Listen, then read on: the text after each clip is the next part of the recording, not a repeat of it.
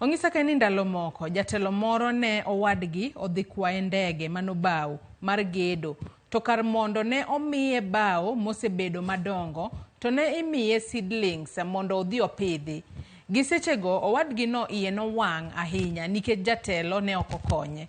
Lakini sani to dala ne en bungu lilo maji mang'eny gomba wacho ka otigo ka wacho ka ni #yien ewadu. Koro ber ka ji pidho yien. Haya Vicky Victor wacho ni an Vicky Victor ka wuok Ndhiwa aneno rupiny maler akwayo mana joma nyalo miyo wa yien mondo okelnwa wapidhi. Enose yie kanyo no nyalo bedo kopidho yien eyo makare. Adwa ni kapok watieko twak mara ing'isa ka en wadong' kod thuolo mar dakika manok kende to watieko twak mar okinyi makawuono nyaka sani. Adwa mar mondo mi ponono tiega jopiny. Ber mar ponono kata puonjo nyithindo matindo mar pidho yien. Ahinya waneno ka ipidho yien kata e skunde iwacho ni kata e kaunti ma Kisumu nitiere kuonde mopogore manen kaunti ma Nyamira kama bende ibiro bed kipidho yien Nyaisa Primary School kaachiel kod skunde mopogore ma bende osebed kipidhe yien. Ber mane ma ibiro yude kwa puonjo ahinya nyithindo e pith mar yien kata nyithi skul kata nyithinde ma koka dongo. Erokamano nyadendi Joyce kuom penjno. Pidho yien puonjo nyithindo matindo pidho yien en gima ber kabisa nikech odongo godo en culture modongo go. Mana kaka wapuonjo nyithindo kaka wapuonjo nyithindo dhi kanisa, kaka Waislamu puonjo nyithindo dhi e dini. To waneno ni ka gipuonjo nyithindo to gidongo godo. Biblia wacho ni train a child how to grow to kobidi part ndalo duto. Koro kwa puonjo nyithindo ka pod gitindo to wanacha culture no eigi. Wanwa joma dongo sani otenga ok wawinj wach.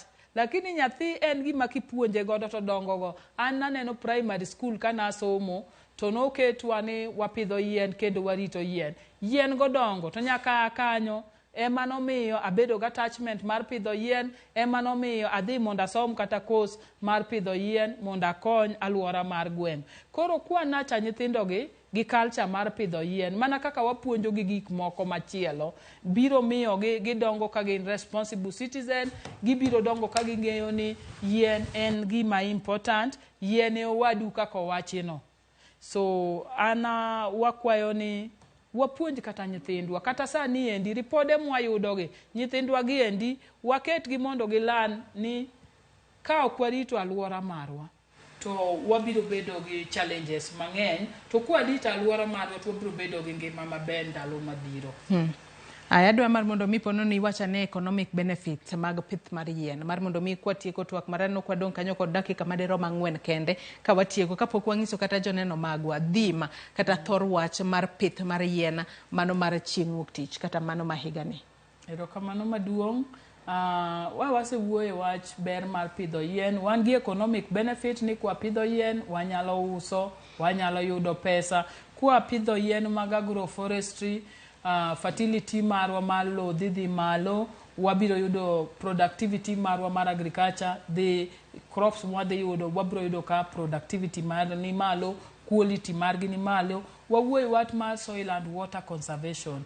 Nika waloso terraces, mwapidho yien e terraces go. Wan gi benefit ariyo.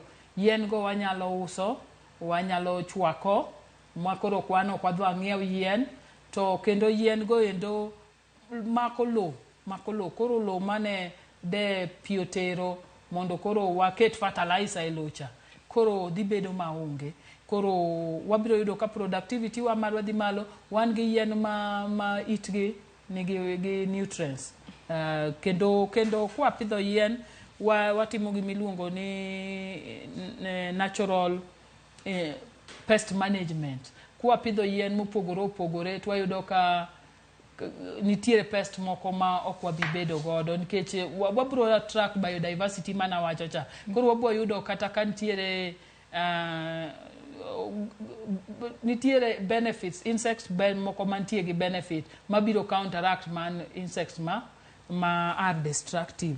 Koro pidho yien ber ndalo duto to wacho ni e country to yien konyo nikech okonyo electricity energy sector, okonyo agriculture sector, to okonyo wanyaka irrigation.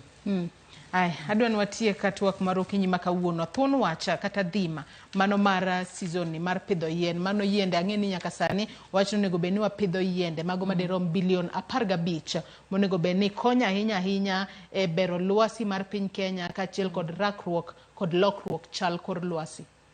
Erokamano nyadendi Joyce, thuon mar wach mar season mar short rains 2023 en ni pidho yien 15 billion en ting' mar wante wa jo Kenya.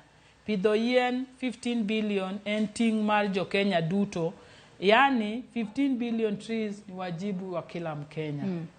Matiende no kowene ng'ata ting' mar pidho yien. Okowene sirikal kende. Okowena kenda. Owenu wan jite. En mzigo marwa wan jite. Nikech climate change, gik ma affect the world, affect all of us. Wach ni mogik Rose ka watieko twak marwa.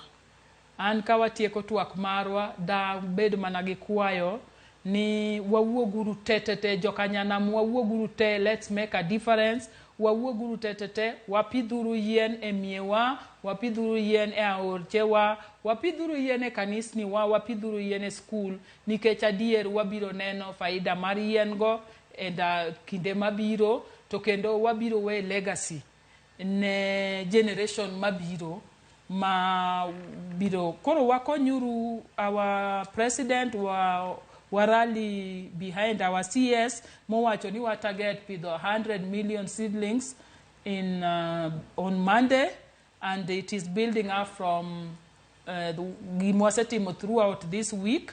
To owacho ni it is doable.